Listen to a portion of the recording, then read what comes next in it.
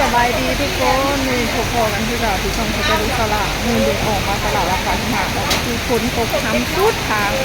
มาหอดตาคือแบบว่าแห้งยังแห้งอยู่ตอนนี้เขาจะออกมาได้หรือเปล่าตอนนี้ทุกคนโอ้คนแห้งกระเดียดกระดอเนาะตอนออกมาทำก็ได้แห้งสักนิดปล่อยอาบน้ำแต่งตัวแล้วตั้งแต่เช้าๆคิดว่าคนห่วยจังสิไปมันก็ห่วยจะเถื่อเลยแข่งคนมาแต่ก็เสื้อผ้ากระสุนย้อนออกมาหอดแห้งๆเขาคือแบบคนลิ้นดีเรียหล่อทุกคนกูมือออกมากอะขนาดว่าคนก็ได้แห้งสามีเขาออกมาก็ยังว่าเปียกเบิดเนาะออกมากับแห้งๆเขาเป็นเอา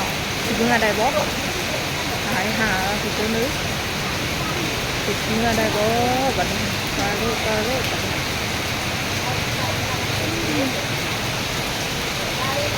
เป็นอะไรทุกคนออกมาหาซื้อของกินออกมาหาซื้อผักซื้อหมี่ซื้อกระปุ้นมาตำเนาะตอนนี้เขาก็ซื้อแล้วเรียบร้อยแล้วแต่ก็ยังเนื้อบ่ได้จ้าตอนนี้มาทุกคนเขาจะมาซื้อจกให้หลานเนาะซื้อจกให้มิวกี้ก่อนจกกุ้งฝนตกเปียกมาซื้อจกให้หลานก่อนเด้อคนหลานมิวกี้อันเพิ่นโมมี่น้องกินแต่โจ๊กก็ได้เอาทรงเพชรเนาะ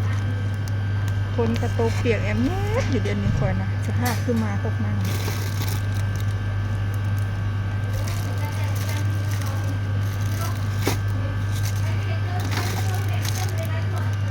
ได้แล้วทุกคนจะแห้งทุกคนน้ำจนมาท่วมปุ๊บสู่ชีวิตขนาดเมื่อก่อนทุกคนวันนี้เมื่อหาตำข้าวปุ้นกินก่อนเพราะว่าหิวข่าวแล้วเนาะมันบ่ายโมงแล้วไม่ได้กินข่าวเลยฝนตกสภาพป๊าดตุ้มขุมตาจนดำอันนี้จนดำคิ้วจนดำตาจนออกสภาพค่อยลังจากมาหอนเหือนบ่ไหวคิ้วจนออกตาจนออกกระแป้งในหน้าจนโมยังจักมิดคือแบบว่าคนนาเรียหล่อทุกคนตะล่างเพื่อนจนเปื้อนหมูม้ากาไก่จนบ่มีหวังอยู่ทุกคนคนนาเรียหล่อคู่มือตบคู่มือคู่เว้นนั่นนี่บ่ไหวเด้อเปื้อนแห้งเรียหล่อเลยได้นี่บ่มีคนบอลอยู่เลยในเฮือนนี่ก็ได้ความว่ามันเปื้อนน้ำกระท่วมตะล่างขี่ไก่นี่นะเนี่ยในเตียงนี่อย่าเต็งเอาไก่ละง้อยอยู่ในเตียงต่ำอยู่น้ำท่วมตะล่างมันบ่มีหวังอยู่ไก่ก็ได้มันง้อยเตียงง้อยเติงมาละนี่แต่ขี่ไก่ขี่กาในเตียงนี่ก็ได้วุดมัดอะไรคนน่ะเลียหล่อผิด1-2ผิดแต่ก็เล่นอยู่หันลิ้นคู่มือใส่เสื้อกันฝนก็เปียกคือเก่าเสื้อขาวคนน่ะเพราะว่าล้มมันผัดมันก็เห็นเสื้อกันฝนนี่ถึงออกมาหอนเพื่อนเดี๋ยวกันไปจับคนซิวในคนตำข้าวปุ้นนะทุกคนตำข้าวปุ้นกินข้าวปุ้นก่อนท่านได้กินเข่าครับให้พ้นห้วยว่าจะออกไปรับตามบ่ห้วยจะเผื่อด้วยแข่งคนลงไปซักด้วยเปียกเสื้อกันฝนกับบางแต่ราคาถือเสื้อกันฝนมันบางแหงใส่เกิน2-3เถื่อกับขาดมันบางแหงมันอ่อนๆบางใส่บ่เกินเถื่อ1-2เถื่อก็คือแบบยุ่ยมันนะนี่เบิ่งทรงยุ่ยขาดเบิดทำทงยางเลยทำทงยางเลยความว่ามันอ่อนนะเบิ่งหน้าตาจนบริเวณตาเอาทุกคนเลยสู่ชีวิตอะไรค่อยผมก็จนหยุ่งจนยองหมดหูหน้าตาก็จนบริเวณตาเอาก็หลุดว่าคนลิ้นเรียหล่อนี่ผมก็จนหยุ่งหมดผมเปียกแล้วมันยุ่งหมวกก็จนเปียกยังก็เอาไปอยู่นะชั่วโมงนี่ฮะ มุดมัดดูทุกคนอยู่ใส่เนี่ยฝนตกอยู่บ้านสวรรค์นะเขตคือว่าตกได้ตกดีเลยตัวคันไดทางขึ้นก็คือเปื้อนแห้งเพราะว่ามามันนั่นมันไปลิ่นตบมันไปย่างตัวที่มันขึ้นนอนอยู่ในหัวคันไดก็คือแบบว่าเปื้อนเห็นสภาพน้องแล้วแมนบอสิไปต่อหรือพอสำนีคิวเคยก็จนออกเบิดแต้มคิวจนออกจ้ะวะมิวกี้ลานเอาฟอยมาให้ก่อนให้เพิ่นเอาฟอยมาให้คอยสิฟัดก่อนคอยจังสิย่างขึ้นไปเนาะไปล่างให้ก็เด้อเพราะว่าทำนี่ล่างต้น มันเด้อทุกคนตำข้าวปุ้นใส่หัวหอยใส่หน่อไม้ใส่ปลาหมึกมันเด้อทุกคนมันเด้อมีค้าทางกล้อง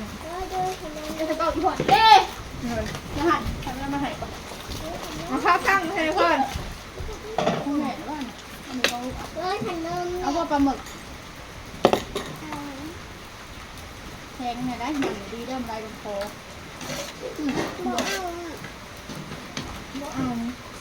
แล้วอยู่แทงเยอะแม่หยกแม่มันเพชรเนี่ยล่างช่องน้ำน้ำเพชรอยู่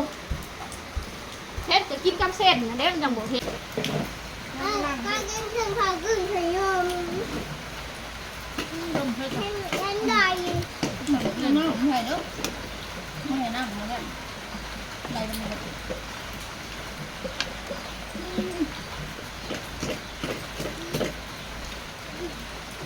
แล้วพี่น้อง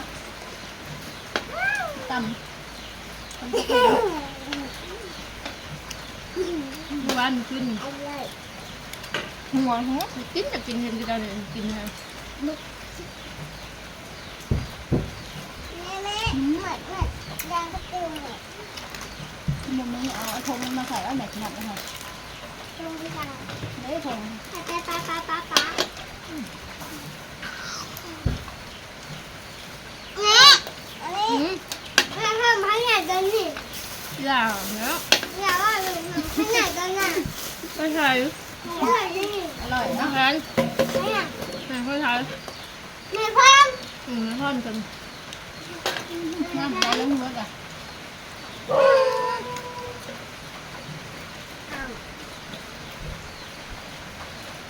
ต้นตกไปใช้ก็บ่ได้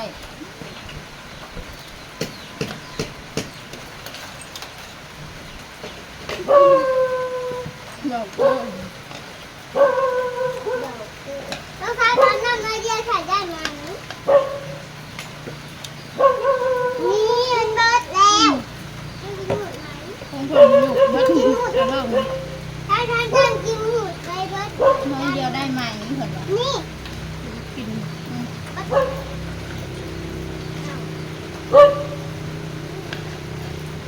หยุดแล้วก็ฝนไม่ได้หยุดจากดีมันนะตลอดเวลาเลยมืดดีร้อน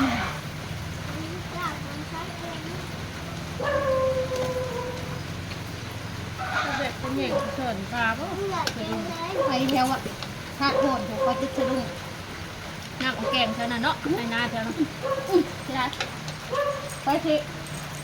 นักเล่นนักบูดเล่นหนักหนักมันแต่ได้มันบูดไปแล้วลูกมันแทงมาได้แล้วกลายไปบนนั้นมันแบ่งก็จะมีแต่คนจะกระดุมกันมันแทงเล่นเหนียวบ้านหัวย่างอยากกินปลาก็เลยกินผัดปลาเท่านั้นเสือปลาเนี่ยเพ่งน้อยมาอยากกินปลาน้อยอีมุกก็ไม่ได้กินน้ำมูอยากกินมุกปลาปลานะเดี๋ยวนี้กินดีๆอย่าเล่นลูกอย่าเล่นอย่าทำเป็นเกมข่าวบุ้งขนม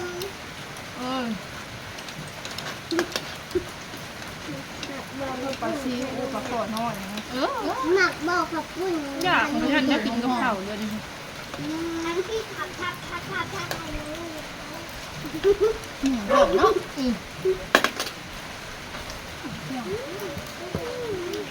บางบ้านก็จะกินจนหมดอยากจนมีค่าเลือกคนละนี่นะเอาหมดกินหมูปังอุ่นอยู่แล้ว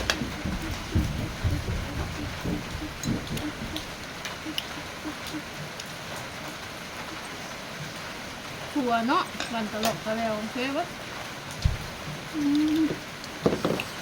อ้าวเขาเป็นกล่องชัวใหม่ยังนิ้วกูเพิ่งเลยโยดกูจะลงมือข้างครับตัวจักกันยังแคมทำนี่แหละต้องสุกเอาอย่ามันโยดสุกเฮ้ยเวลาสุกจักเยอะง่ายไว้เลยโยดลงไปเลย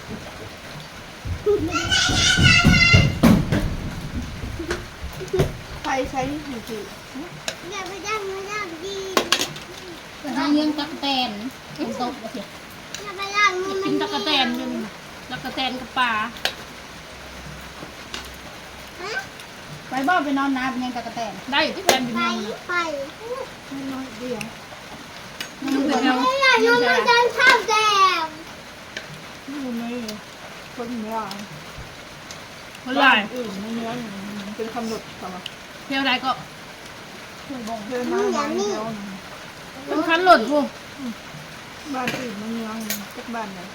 โอ้ยมือหนังกาเพื่อนทุกบ้านแต่เขาโพดขาย2 ขวด 3 ขวดจนเต็มขวดหัวเชื้อใหญ่เลยตักแตนเต็มขวดแล้วกันให้พี่เอาสั่งมาด้วยขวดนี้เลย2 ขวด เออ มันก็เป็นข้าวปุ้นขนม มันช่องเขาเลย นี่นะเขาบ่เห็น มัน เนาะ ทำข่าวได้ไหม เห็นที่ช่องก็หัวขาดน้อย วันนี้ดอกนี่นะ แต่โดนหกนะมันเห็นเนาะ ยาชนะ เก่าผู้ว่าโดนหกนะตะกะแตนปอก แม่กันไรล่ะ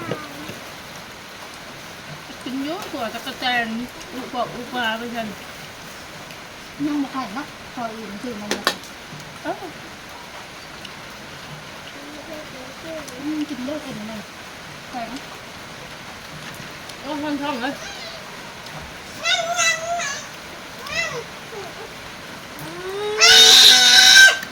เผ็ดยังนัง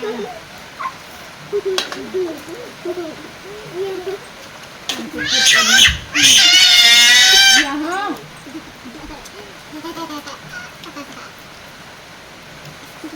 กินจังก่อนแล้วตอน เอาละเนาะทุกคนสำหรับคลิปนี้ก็ขอจบคลิปเอาไว้สำนี้ก็เด้อกับบ่มีหยังหลายเนาะคลิปนี้ก็เฮาก็ออกไปตลาดก็คือแบบว่าฝนตกลิ้นคุมือออกไปก็แข่งเข้ามาก็แข่งไปแข่งมาจนรู้สึกว่าปวดหัวแล้วเนาะถ้าบ่สบายก็บ่แปลกเลยเพราะว่าฝนลิ้นคุมือเนาะคลิปนี้ก็ขอจบเอาไว้สำนี้ฝากเป็นกำลังใจสาวแพนให้เด้อ